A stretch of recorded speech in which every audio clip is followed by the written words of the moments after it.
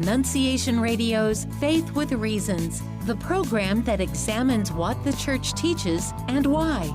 Faith with Reasons. Welcome aboard. Thank you for joining us for this edition of Faith with Reasons, as we really look forward to chatting every couple of months, not often enough, with Matthew Archbold, the creator of Creative Minority Report, and, of course, a good friend of ours, and can't wait to get him on the air. Ron Finn and Shane Stanfield in studio. How is Shane today? I know everybody's asking. We've been getting emails. How is Shane today? So I'm going to ask him the question. Holding the breath, hopefully not since last Wednesday. Some have. I'm blessed, Ron. How about yourself? Wonderful. Awesome. It's been a strange week. It's been I'm sure we're going to be getting into that, but it's been a strange lifetime in the last several days. Yes, it has. But an historic event that just completed recently with the National Eucharistic Congress, and of course some 300 from the Diocese of Toledo on the ground there in Indianapolis for all that, including 150 who rode the buses with Bishop Daniel Thomas. That adds to, was it 50? Yeah, they said 50,000, but yeah, I think it turned into more than 90,000. It's probably packed the house over there. And our own Patricia Odie Murray hosted the Virtuous Life, was of course there, and she led the delegation. Of course, she's been kind of the what would you call it, the coordinator for the National Eucharistic Revival for the diocese. Mm-hmm. So she was on the ground and got a ton of great interviews. In fact, this week's Virtuous Life show featured her interview with Bishop Thomas and several others. If you missed that show on Monday, it'll replay on Saturday at 4 p.m. So was she live there, or did she do the recordings and then she was. We did live cut-ins in the morning. Nice. But she also took her iPad and interviewed people during break times and various times. Yeah. So she had a lot there. So pretty good stuff. And of course now everybody got to come back, set their parishes on fire. That's right. Hopefully so. Mm-hmm. There's a big event coming up this weekend, by the way, July 27th and 28th. St. John the Baptist in Glandorf, offering everybody the opportunity to venerate a sanctioned Vatican relic of Veronica's veil. Wow. That will be very cool. Veneration of the Holy Face, beginning following Masses at 4:30 Saturday and 8 and 10:30 Sunday Masses. So how many opportunities do you get to really see a sanctioned Vatican relic of Veronica's veil, right? Yeah. Pretty cool. All right. Anything new in your world, Shane? There's always something new. I don't want to spend time talking about construction, but that's basically where my life has been for how many months? It's been months now, yeah. Yeah, it's ongoing. We were talking before the show about the dust. So any of you are familiar with any home remodeling whatsoever, it's a filthy mess. Mm-hmm. And you tend to live in that for a while. Mm-hmm. It won't go away anytime soon in the Stanfield house, that's for sure. But there is a light growing at the end of the tunnel. Kind of like driving on the expressway. When it's all finished, it'll be great. It will be great. But those orange barrels, those pesky orange barrels, that's right. They stick around for a while. They do. Hopefully your project will complete long before they resurface. Oh, yeah, for sure. All right. We've been obviously chatting with Matthew Archbold every Thursday morning, and we'll do so again tomorrow morning on the morning offering and find out what's on his mind, and we find out what's on his page there, his blog page, his website called Creative Minority Report. And it's great to have Matthew here for a full hour for Faith with Reasons. And he agrees to do this every couple of months, which I'm very humbled by. We probably treat him pretty kindly. Well, he's probably got better things to do, but he does take the time, carves out the hour for us when we ask him to. But an accomplished author, blogger, and columnist. And, of course, his main function, Catholic father of 5. Matt's won many awards for journalism. He's heard every Thursday here on Morning Offering, and he's the author of the best-selling pro-life novel, American Antigone, and the nonfiction, I'm going to call it a classic, Matt, Faith Under Fire, Dramatic Stories of Christian Courage.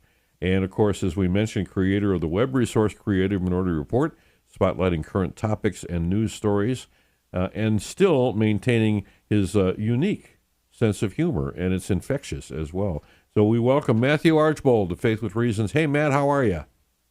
I am great. I'm always appreciative to come on because the people of Toledo, Ohio, never tell me to shut up, unlike my wife and children.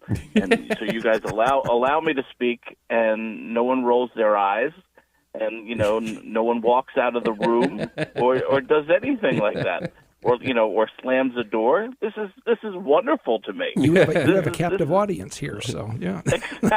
Exactly. Now people may be veering off the roadways every time they hear my voice, and stepping out of their car so to get a reprieve from listening to me, but I don't know that. See, so well, our listeners don't have to live under your rules at home, so I that's right. Children that is true. They're a blessing, but they're also a challenge. And I understand, and you correct me if I'm wrong, but you were offered the opportunity to carry the Olympic torch ahead of the Paris opening ceremony, but instead they pulled the rug out from under you and gave that honor to Snoop Dogg. I seem to come always in second to Snoop Dogg, don't I? Somehow. Don't we all? Yeah. Yeah. It's going to be interesting. American rapper carrying among the torchbearers carrying the flame. I wonder what he'll try to light with the Olympic flame. Well, you never know. That's right. We shouldn't inspire him. Let's put it that way. It'll be interesting. I will say, doing work at home, I can remember for like a year, I was working on doing everything at home. I mean, I was doing everything, and you get to the point where you just live in it, and you forget that it's half done. You know what I mean? Mm-hmm. And everything just becomes, this is just the way we're living now, and you forget. And I remember I was nearing it, and I was kind of slowing down, and my wife invited people over, a couple of her friends, and as soon as they walked in, all of a sudden I could see so clearly, through their eyes, everything that I needed to get done. No. And it was so dreadfully embarrassing, because I had been working on it for so long, and then, I got to put the woodwork there. I got to, I didn't put the outlet cap on that. I didn't do this. And it's just, I remember that moment stuck with me, because as soon as they left, I got out everything and made myself finish it in a few days. It was terribly embarrassing. Well, what you say is so true, because you tend to watch others' eyes. You can see them, and they're suddenly staring for a longest period of time, abnormally long period of time, at like that wall where that outlet cover is missing, and that's what they're looking at. And then they're probably thinking, well, why is it not on there? It's like when you're walking out of daily mass and you get into a conversation with this old lady who is a saint. And then you're like, oh, my gosh. You see all your shortcomings, and you're like, I'm really feeling like a piece of garbage right now,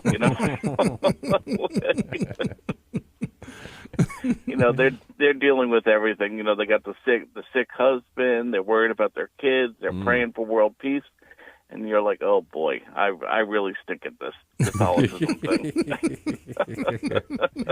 Oh, yes, little lessons in humility. Everywhere we turn, that's the way it works, yeah. Right. I love what's happening, obviously, on Catholic Minority Report. There's a lot to talk about there. And, of course, this election season has been so strange. Maybe that's a good place to start. I mean, we've seen the attempted assassination of a former president who could well become our next president, our 47th president.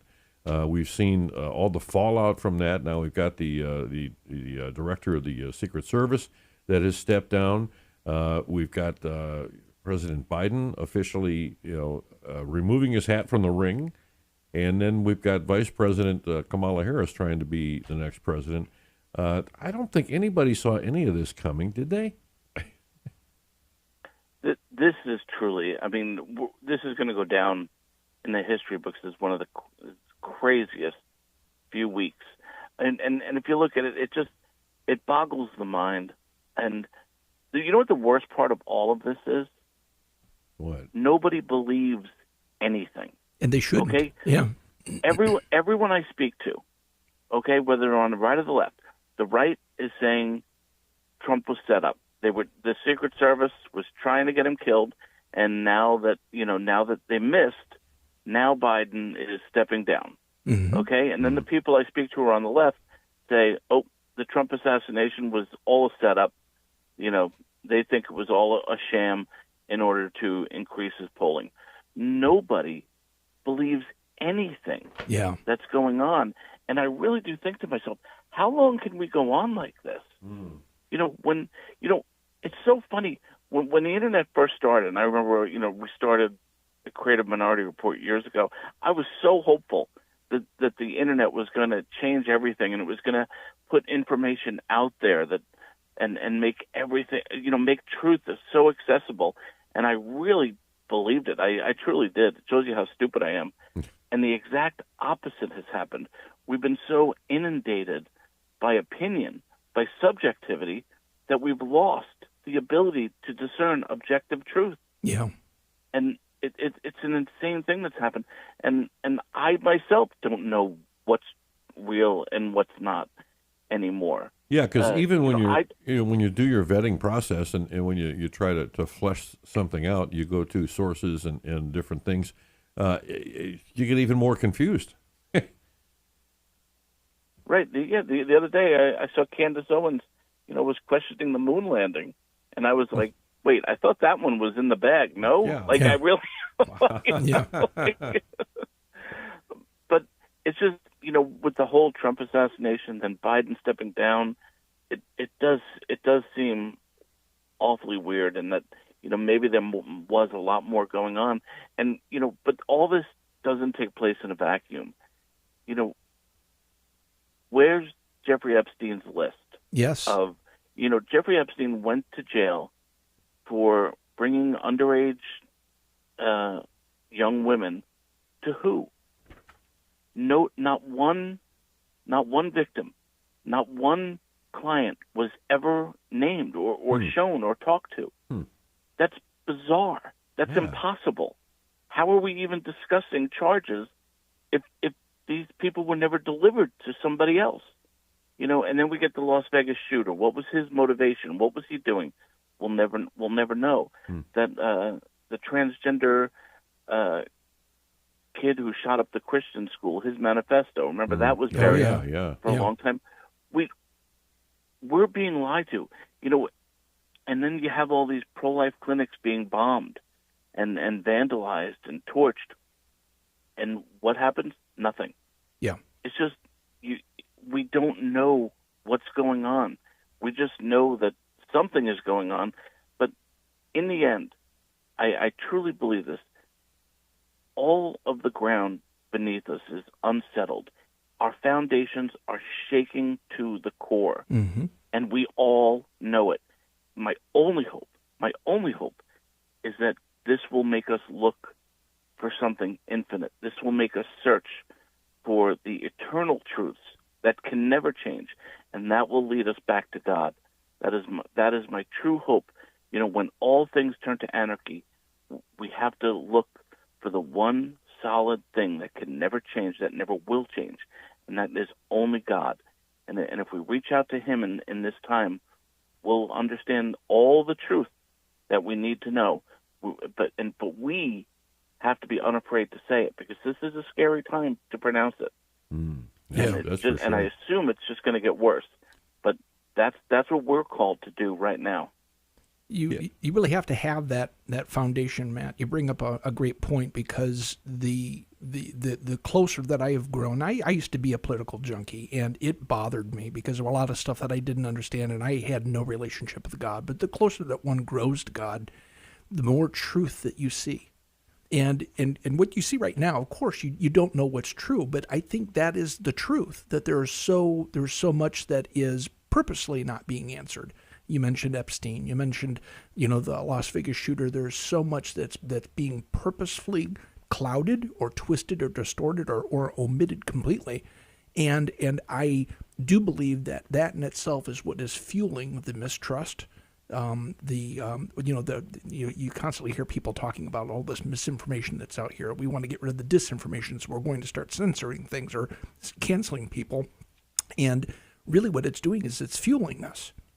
And if we don't have something to stop and take a step back and rest in peace and just knowing that we're not going, we're not in control of this thing that's speeding out of control, then we are in fact as individuals doomed. I mean, now we're not only doomed as a nation, but we're doomed as individuals, and I think that's what we need to start as ourselves. You can't change the world if you're in the world. You need Amen. You need another world to stand on. Yeah. In order to change the world, and that other world is available to us. Yeah. It's real. Yeah. And that's where we should be standing, and we can move the world. But once we make the end goal the worldly things, you can't change the world using worldly tools.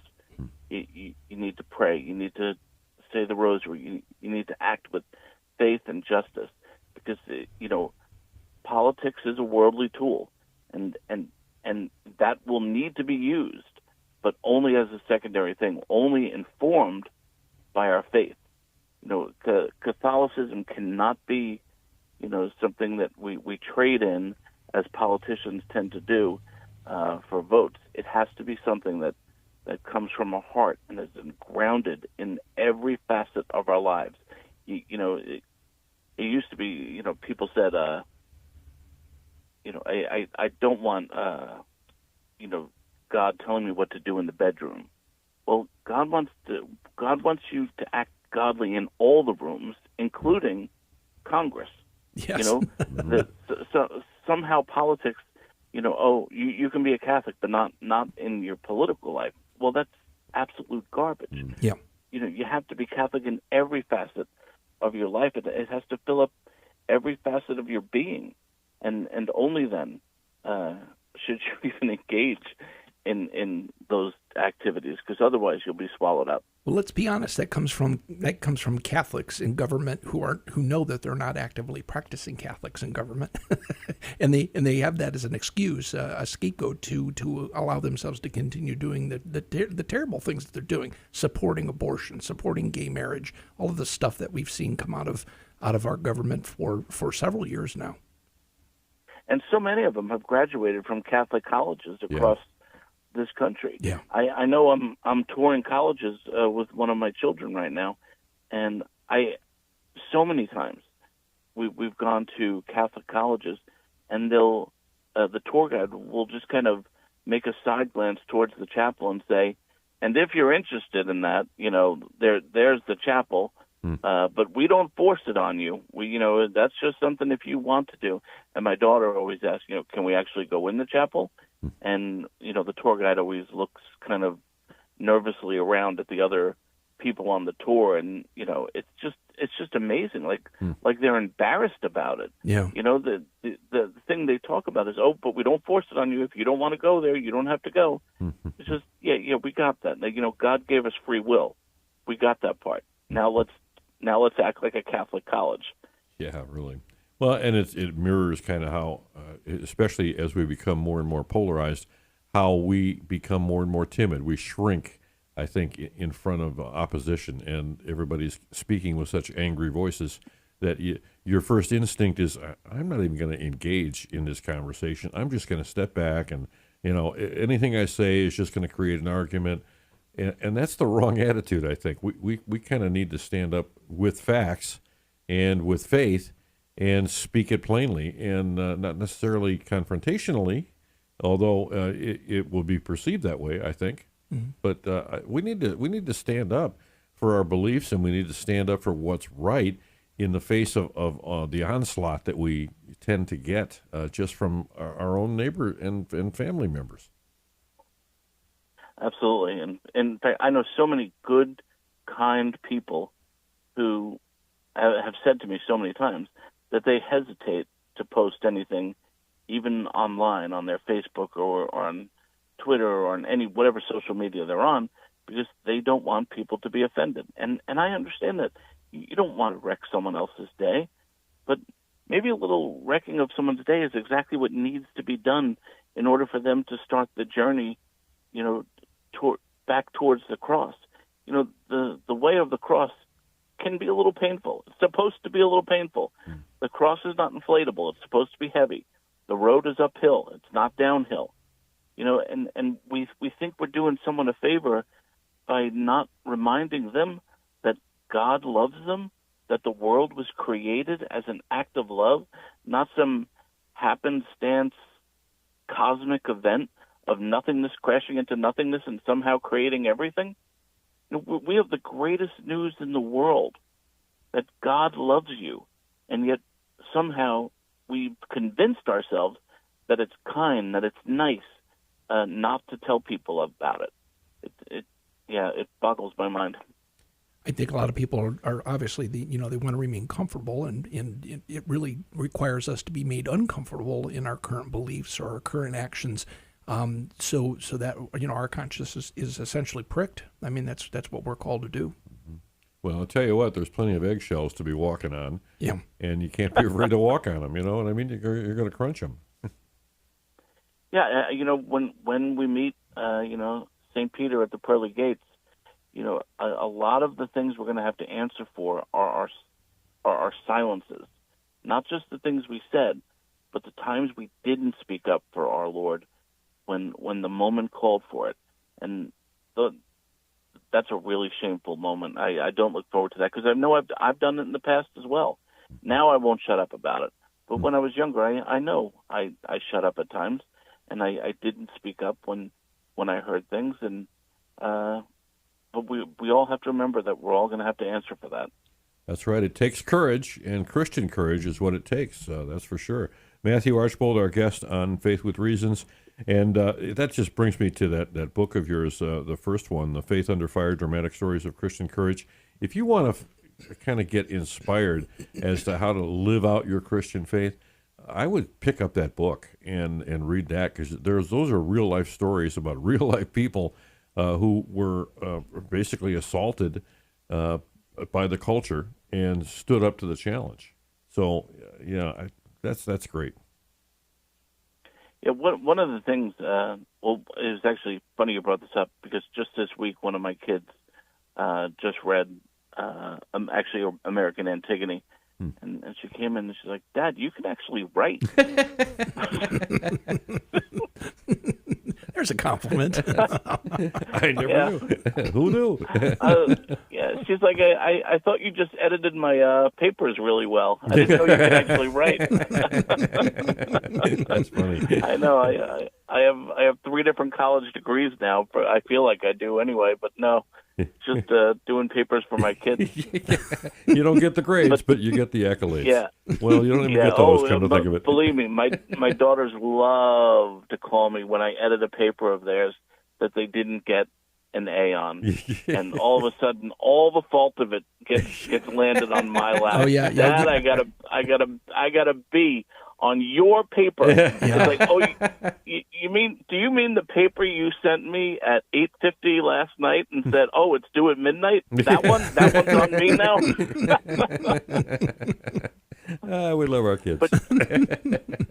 But you mentioned Faith Under Fire, and I was talking recently about it, and one of the things in the book is some of these stories, in fact, many of the stories, taken by worldly terms, they end in defeat. Mm-hmm. When that nun, Sister Laura Minetti, in Italy, when she's killed, she calls out begging for the 3 young women who killed her for their forgiveness.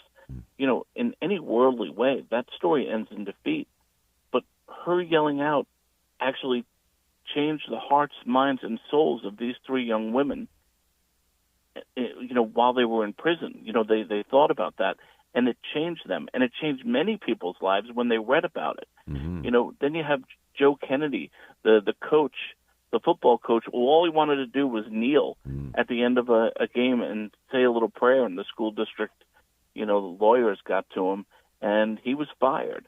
Mm-hmm. Or Jack Phillips, the man who wouldn't bake a cake for, a so-called wedding ceremony that he didn't believe that he believed was not Christian, and he wouldn't do it. He was taken to court. He was essentially bankrupted. In many ways, these are worldly defeats in so many ways, but they shout. The angels applaud and sing at these kinds of actions, and I know, my gosh, I mean, we have our livelihoods, we have our lives. We want to do well for our kids, send them to college and everything. But in the end, the best thing we can do is lead them to God. I always tell my kids, I want to lead you to heaven and college. In that priority, but not in that order. Yeah. Yeah. Love that. But that's one of the things that we have to remember. We can't make our benchmarks worldly victories, because that's not what we'll be judged by, and that's not where we really attain happiness. Joe Kennedy, the football coach, knew that his happiness was not in wins and losses. It was in modeling himself for these young men who were under him, and inspiring so many others. I don't know if you remember the story. This is an amazing story. The day the school district said, if you kneel one more time, you'll be fired. Okay, so this was announced. CNN was there. MSNBC was there. Of course they were. They knew what was going to happen. Some local Satanist group showed up to cheer and jeer at what was going on. The crowds were packed. That night. And at the end of the game, a loss, mind you, at the end of the game, he walked out and he knelt on the 50-yard line and closed his eyes. And he felt some hands on his shoulders. And he said, "Oh, no, I really hope my kids and my football team are not coming out here with me, because they're going to get in trouble for this if they do this." Well, he opened his eyes, and he saw hundreds of people had come down from the stands to kneel with him. Oh, wow. I mean, oh, gosh, what an amazing moment that is. Yeah. And yes, he lost his job. By the time he hit the sideline, the lawyer was waiting for him, saying he lost his job, but you can't convince me he lost. Yeah. He won. It's a brilliant victory for all of us Christians, and he's a model for all of us to follow.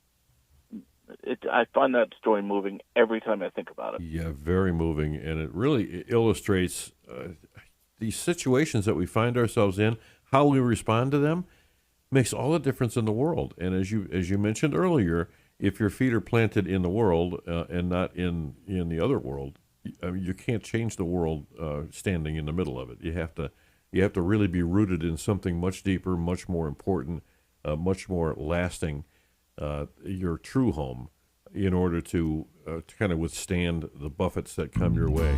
And that is a very, very great story and very inspirational, and one of many that are in that book. So yeah, if you haven't read Faith Under Fire yet, man, you got to get that.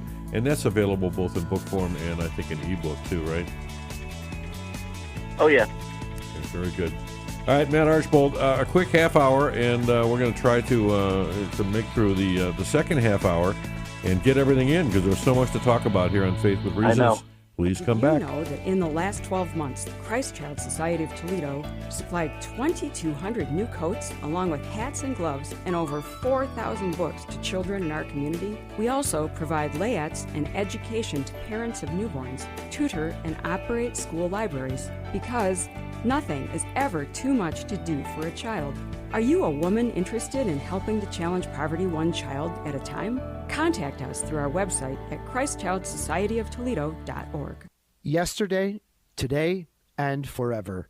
Hi, everyone. This is Bishop Daniel Thomas of the Diocese of Toledo, and this is the theme for our 2024 Annual Catholic Appeal, reflecting the Diocese of Toledo's participation in the National Eucharistic Revival, because Jesus Christ is the same yesterday, today, and forever. The Holy Eucharist strengthens and challenges us to follow his command to love our neighbors and to become the body of Christ for all who are in need and for all throughout our diocese. Folks, by making your donation to our annual Catholic Appeal, you help provide food, clothing, shelter, counseling for those in need, education and support for our clergy, resources for so many in our parishes and schools, and so much more. Thanks so much for your generosity as we celebrate Jesus yesterday, today, and forever. Have you ever wondered about church teaching, what's happening in our Diocese of Toledo, how to respond to challenges to your faith? Bishop Daniel E. Thomas takes time each week to answer your questions on the Bishop's Corner, and he wants to hear from you. Submit your questions at artoledo.com, on our app, or email to bishop@annunciationradio.com. Include your name and parish or town and listen for his answer on the next show. Now, back to Faith with Reasons here on Annunciation Radio. Hey, welcome back here. Shane Stable with Ron Finn, and we're blessed to have Matthew Archbold as our guest. Matt is an author, blogger, columnist, and Catholic Father of Five, an award-winning journalist who's heard every Thursday here on Annunciation Radio's morning offering program. He's also an author of best-selling pro-life novel, American Antigone, and nonfiction Faith Under Fire, dramatic stories of Christian courage. We were just talking about that the previous half hour. He's also a creator. We have to plug your website here, Matt, of the web resource, Creative Minority Report, which spotlights current topics and news stories without losing a sense of humor. And there's quite a bit of humor in here, especially for the stories, the latest stories you've got posted, which we should probably get in and start talking about.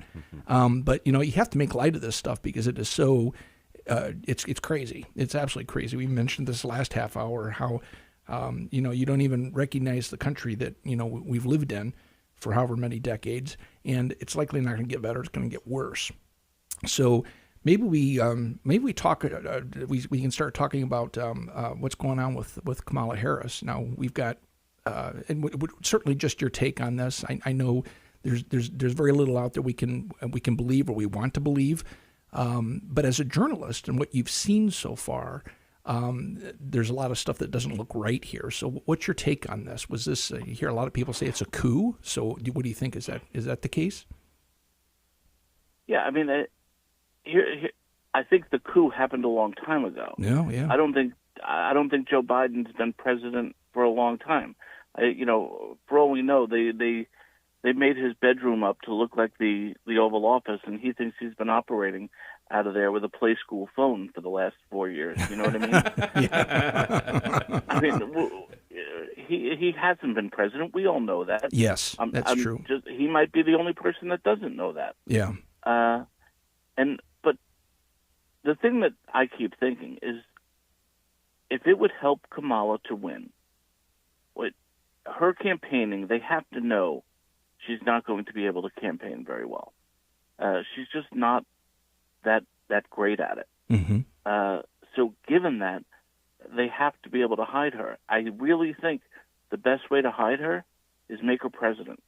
I truly believe that Joe Biden's going to step down shortly, and then they'll say, well, she's so busy being president, she can't run. And then they can prepackage everything that she says and does as president.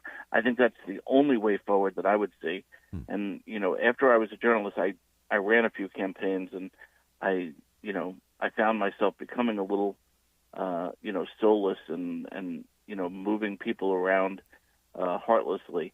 And, I kind of scared myself back into, away from the whole political life. When you say that you used to really be into politics and you kind of backed away from it, I know exactly what you mean. Yeah. Because that life can consume you. Yeah. And I know I am exactly the wrong kind of person to be involved in politics, because I tend to take, winning at all costs attitude.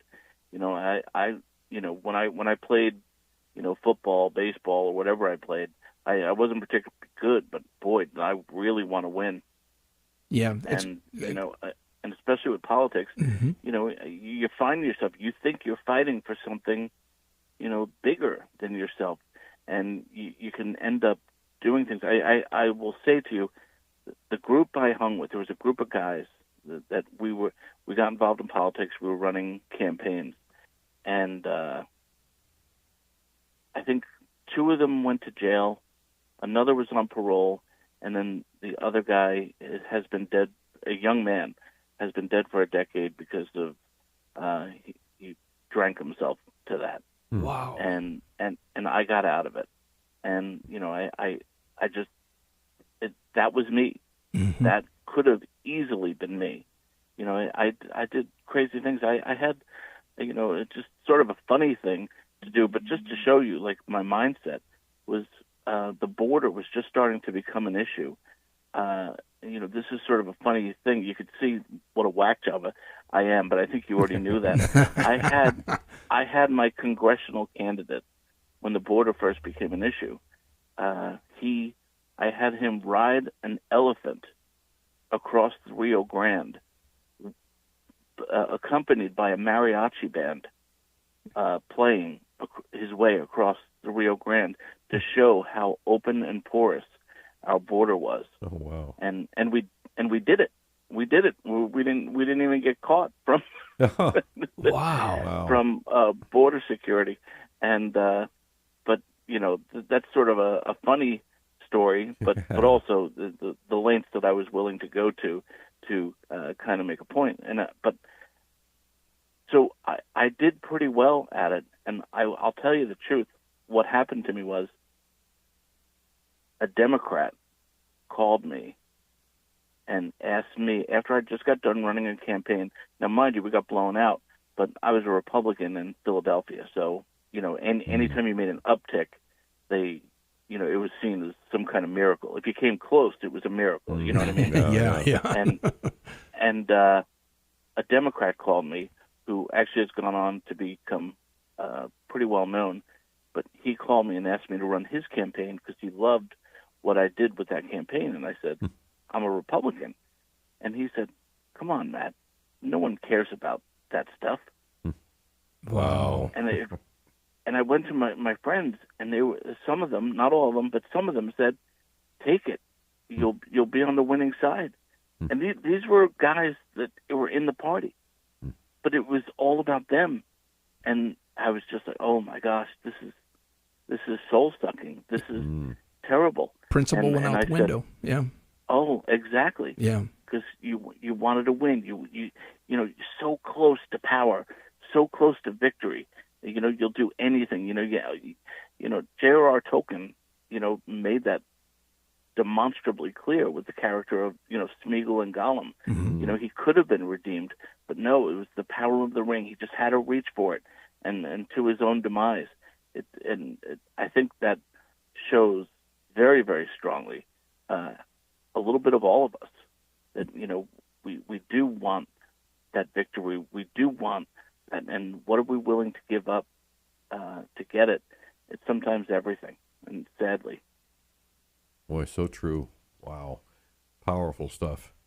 And I tell you what, when you look at your website right now, first of all, I think the favorite thing for me of Creative in Order Report are the pictures that you put above each of the stories. I love that because it sets the tone about what you're going to read. But you can take a tragic story like this, when you talk about this culture of death that we seem to be living in. When you look at some of the, this tragic story about Margot Naranjo that's in there, who's it kind of harkens you back to the Schiavo case, where they're actually the parents of this poor woman. They're gonna remove her feeding and nutrition tube. This is unconscionable. It is, but I'm telling you, and we should fight this fight. And look, my heart goes out to this family. To have a loved one in that situation, to go from lively, energetic, happy, and brilliant, and then an accident happens and their quality of life is diminished severely. The blow to these parents is so awful, and what they're going through is awful. But the solution to starve their child to death is just not a solution. We just cannot do it. But I will tell you from my own experience, this is what so many hospitals and hospices are doing right now. Mm-hmm. And I can tell you, my father, this is like 15 years ago now, my father had a heart attack in the hospital. So he felt unable to breathe, okay? And the guy was strong as an ox. Like, there was no symptoms. Just the morning he woke up, having trouble breathing. We took him to the hospital. He had a heart attack right there in the ER. Just to show you what, this guy went to Mass every day for his whole adult life. Before, we'd go to serve. So he went to the 6:30 Mass in the morning, and all of his kids would serve the Mass at 6:30 in the morning. I don't think they needed 5 little altar boys up there, but they had them every morning at 6:30. But when he considered himself dying on that table, the one thing he did was he patted my mother's hand as he thought he was dying. He consoled my mother, even as his last act, what he thought was his last act. And then the doctors saved his life, and then they brought him upstairs, and they said, they asked what was wrong with him, and he did have a touch of emphysema, and somehow in the doctor's mind, this resulted in, this is end-stage emphysema. Well, no, we were telling the doctor that, no, this is not end-stage emphysema. This is he was working on the pool the day before for 3 hours. That was, my dad's white whale was keeping the pool clean. The poor guy, worked day and night on it. But the doctors convinced themselves that this was it for my dad. And what they were doing was upping his morphine every few hours. And until it would eventually kill him. Because what they'd say is, the pain is so difficult for him that they had to up it every few hours. And they knew what they were doing, and we figured it out just in time. Wow. And we said we want him off the morphine. They had doctor after administrator come in and berate us and tell us how cruel it was, because this man was going to wake up with a tube down his throat, and and his last days would be in pain. And we said, do it anyway. And then we all went down to the chapel to pray. And this is the craziest night, because the whole family held hands in prayer, and lightning was crashing in the windows around us. It was an amazing moment. Wow. And my dad recovered after that, and he had the best 6 years of his life, those next 6 years, until he passed away from an infection. Wow. But that just tells you if you have a low quality of life, you are not seen as someone able to live anymore, because you're of no use to anyone else.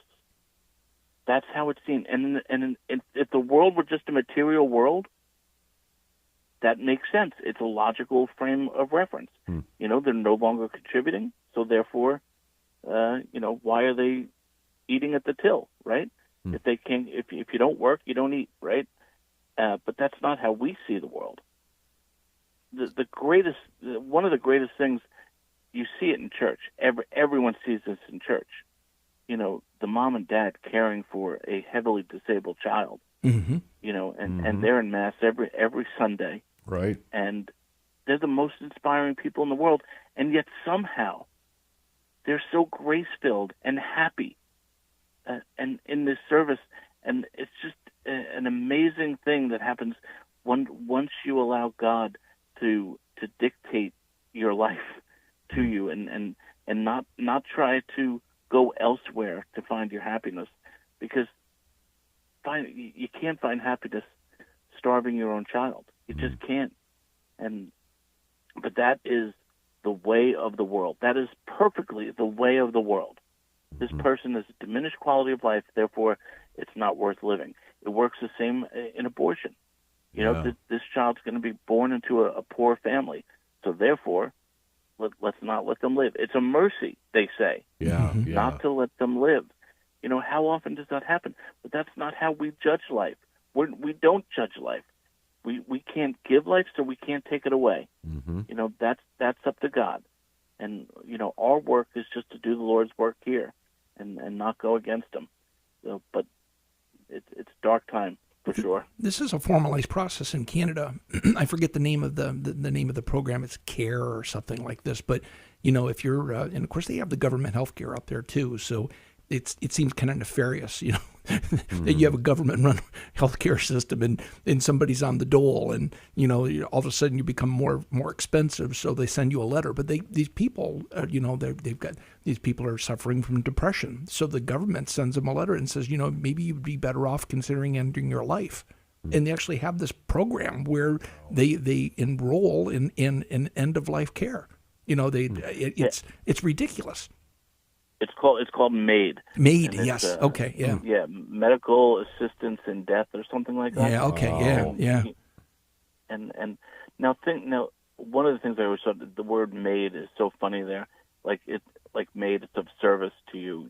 Somehow death is a service. But the thing that it forgets is that we are made. We are made by our Creator. We are not made by the government.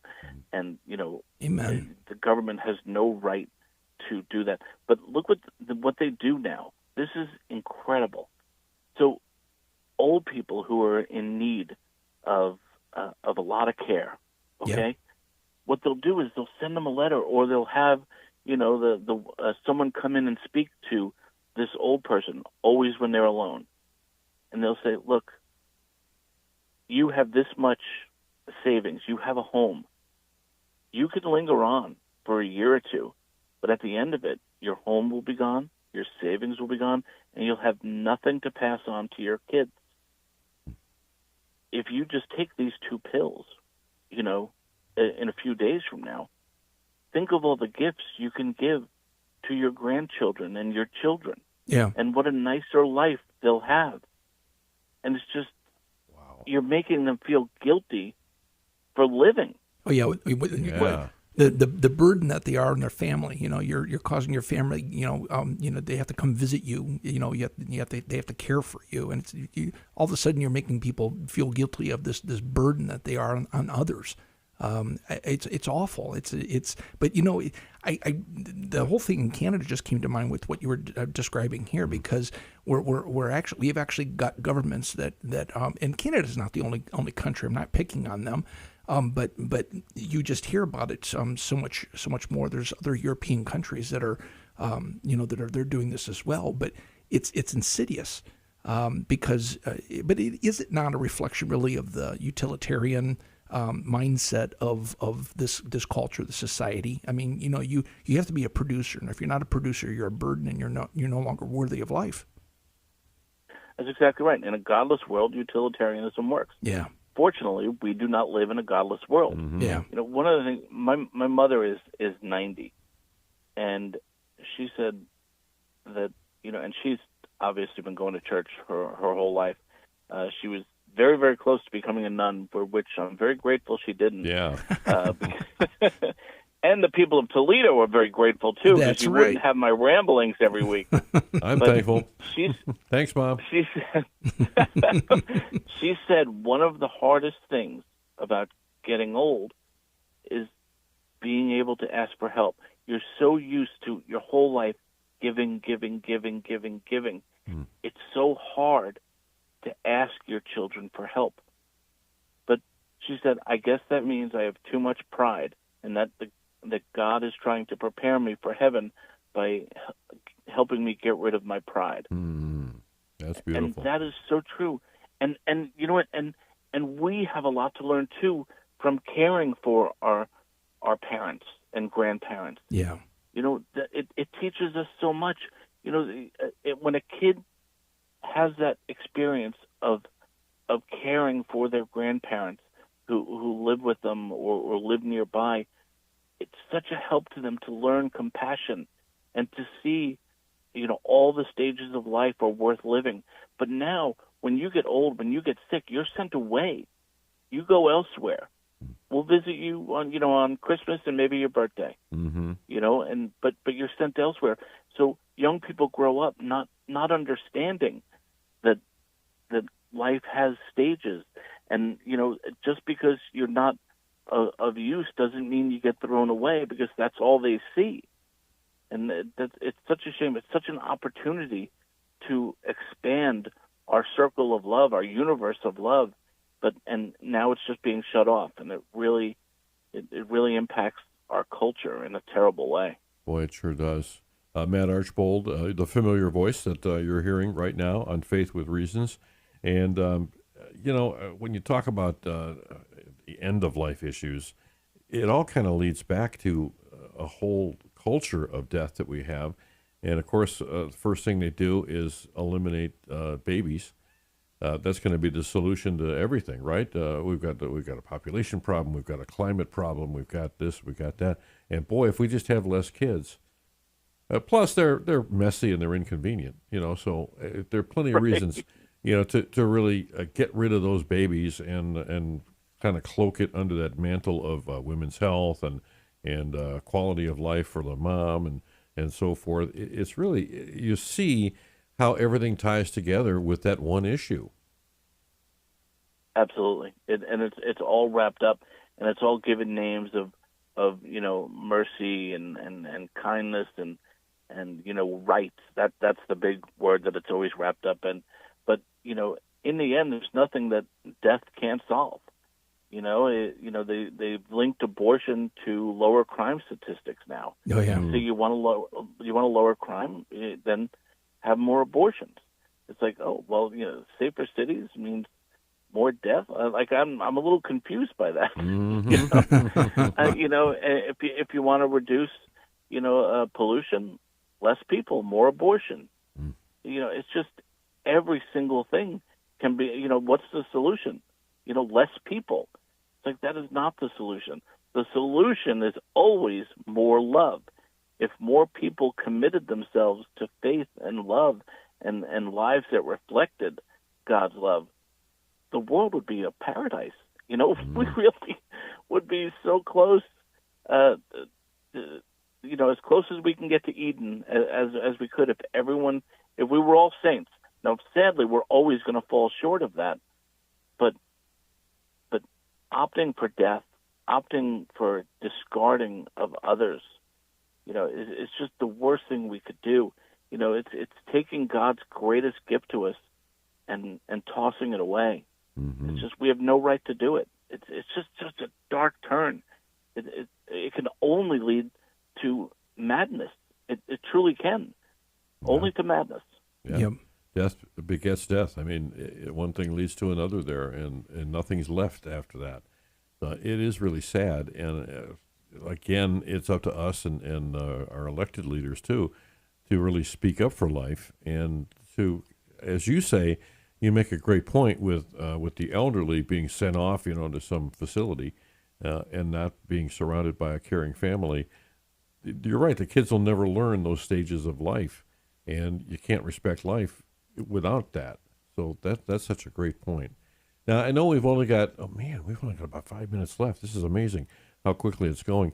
I do want to ask you, though, are you going to follow the Olympics at all? I think it's kind of interesting, some of the aspects that we're going to be seeing. Of course, we're going to be rooting for our USA Olympians, and, of course, we've got some good Catholics there as well, gymnasts, Simone Biles, Grace McCallum. We've got Katie Ledecky, and then runners and fencers. All the sports, a lot of good Catholic athletes are going to be there. But I think it's telling, too, and I love the fact that the Olympic Committee is banning transgenders for, like, men, competing on women's swim teams and so forth. I think they're doing some things right. Well, let me backtrack, and I 100% agree with you. This was a fascinating story I saw a couple of weeks ago. There was a woman running in what was it? It was some kind of track activity, right? I don't even remember the race, but she considered herself a man. But she had just started considering herself a man, so she hadn't been on the hormones yet, Mm-hmm. So she was still, a woman, but she considered herself a man. That means she went to the barber and she got her hair cut. Yeah, right. That's pretty much it. Step one. But, yeah. I read a story in the media, and they were saying the first transgender runner in the Olympic trial. Oh, jeez. I was like, well, hold on a second, guys. She's running as a woman in the woman's race. So when you say she's a transgender runner, you're lying. Well, Matt, she did cut her hair. but think about it. Yeah. But even they're not believing the lie of the transgender. Yeah. Because she's running as a woman in a woman's race, and they're saying she's transgender. So they're saying that even they don't believe she's a man. Yeah. But, Oh, man. We've gone nuts. It was totally insane. I was just, I literally, I wanted to write a letter to the editor, but I know no one cares about that anymore, But there are, I love watching the Olympics for, like, Sydney McLaughlin, Yeah. She mentions God more than Tim Tebow. Yeah, that's right. She's great. But I always love watching the discomfort of the guy holding the microphone when they mention Jesus over and over, and they're like, okay, let's talk about something else, Yeah, exactly. That's my favorite part of the Olympics. Yeah. That should be an Olympic event in and of itself. How quickly the host can take away the microphone when someone mentions Jesus. Yeah, good point. How well can they hide their truly being uncomfortable in the presence of that, the facial expressions and everything. Exactly. Yeah. Are we allowed to say that on the air? I wonder which announcer would get the gold. It would be great. There'd be a lot of competition. Yeah, my money's on Costas. Yeah, could be.